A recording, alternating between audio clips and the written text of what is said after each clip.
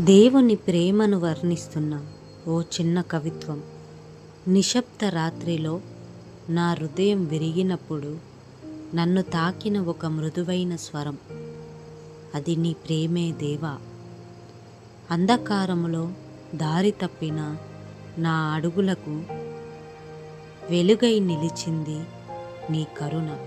నిన్ను చూడలేనప్పుడు కూడా నన్ను విడిచిపెట్టని నీ సన్నిధి. సముద్రముల లోతైనది నీ ప్రేమ, ఆకాశముల అంతులేనిది. నేను ఎంత దూరము వెళ్ళినా నన్ను చేరుకునే నీ కృప.